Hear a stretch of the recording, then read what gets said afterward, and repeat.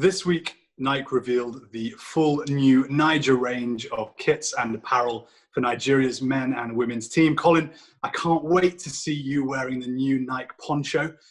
You're not a man who's known for his sartorial elegance, but we are going to take a trip down memory lane and run through a few of your favorite Nigeria kits, past and present. So why don't you start us off, your top five? What kit comes in at number five? Speaking of sartorial elegance, I think mine is slightly, might be bad, but it's slightly better than yours.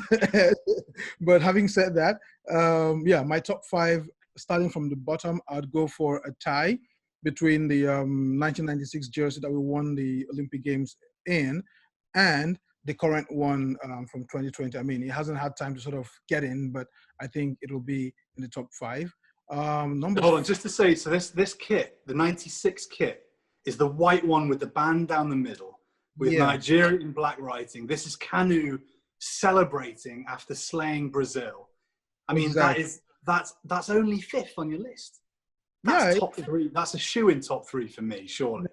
No, that's five for me. I don't know how you can tie it with the new kid on the block, but okay, it's an interesting starting point, but let's see what you've got next. Okay, at number four, I've got the 2018 World Cup kit, the one that caused such massive waves around the world. And according to Nike, had 3 million orders within the first few days. So that comes at number four for me. I wonder what you think. A striking design. I mean, considered by many people to be the greatest international kit ever. So I'm quite stunned that it's only fourth on in your top five. I'm really excited to see what comes next. But it is one of those kits that it just stands out and it looks great on almost anybody. I remember, you and I walking through the streets of Moscow and you would see someone in the distance wearing this kit and you just couldn't miss them. It was, a beautiful sight to behold. And it's just a shame it didn't make the knockout stages of the World Cup, eh? It should have won the World Cup, to be honest. If kits had won the World Cup, then Nigeria would have the same number of titles as England. Carry on, number three, what's it going to be? Number three takes me to a kid that actually won a trophy, and he won the first ever AFCON trophy for Nigeria, which is the 1980 kit.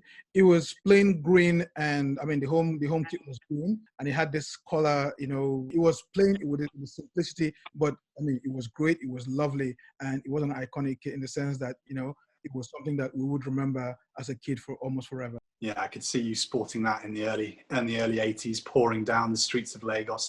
Is the one player who, when you see that kit, that fantastic 1980 team, Nigeria's first champions, is the one player who really springs to mind when you see that kit? Two actually, Segun Odegbami and Adoke Amesamaka. Those two players, I mean, they had skill, they had ability, they had everything, and that kit just sat so well on them. Okay, so number three is dripping with vintage. What is number two going to be?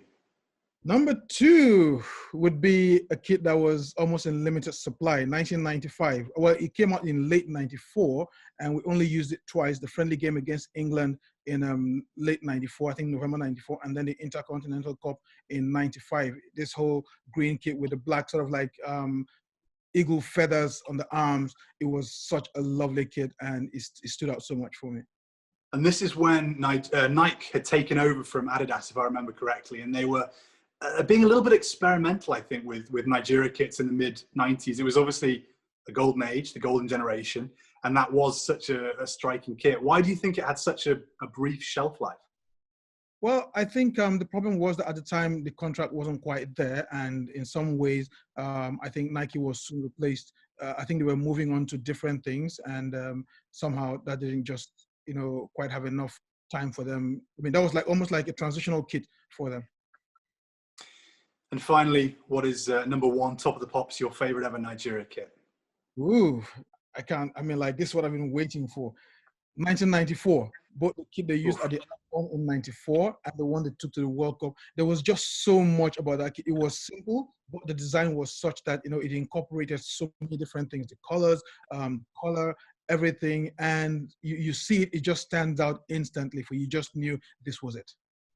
And this was the kit it was green with a white collar with the design. And obviously the away kit was that beautiful white with the darker design on that iconic image of Rashidi Yekini grabbing the goal net, that victory against Bulgaria. Do you think you would remember the kits a little bit less fondly if perhaps you'd lost the AFCON final to Zambia and you'd gone out in the first round of the 94 World Cup?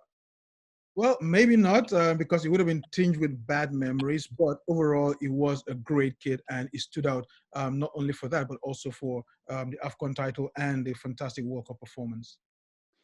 There are two kits you've forgotten, which I think would probably sneak into my top 5. I love kits where nations really declare loud and proud who they are. And some of those Nigeria kits during the 90s, which had written in big, bold writing, Nigeria on the front. There was the green one with the white kind of zigzag design down the side. I think it was 92 Africa Cup of Nations. And this is the kit where I can just see Stephen Keshi wearing it. And, you know, he was a man mountain of a central defender, of a stopper. And I think if seeing him standing there with Nigeria emblazoned across his chest would be enough to strike fear into the hearts of opposition defenders, opposition attackers. And also, probably a bit before your time, but the 1976 AFCON kit, I don't know if you remember this one, but it was white and dark green stripes. We haven't seen this design since, but I would love to see Nike, maybe for the 2022 World Cup, revisit that design. I don't think so. That kit was a bit like Crystal Palace, but in green and white. And I don't think anybody wants to see that kit anymore. Stripes are very slimming though, Colin. Don't forget that. Finally, your Hall of Shame. These are the 3 kits which we believe should be resigned to history, resigned to the car boot sale. What are they going to be? Well, I'm going to give it to you quickly, and then you can do what you do, but we should try and bash it now. I've got the 1990 World Cup kit, which for some reason you seem to like. I don't understand why. And then I've got the 2004 AFCON kit that was Adidas, and it was all over the place, just a plain green and then some white rubbish going on there. I don't know whatever it was Adidas was thinking. And then my ultimate Hall of Shame kit, the 2002 lemon, whatever it was, blinding kit that Nigeria went to that World Cup with. I hope we never see that kit again, ever. And Nike, please, this is a warning. Don't ever do that to us again.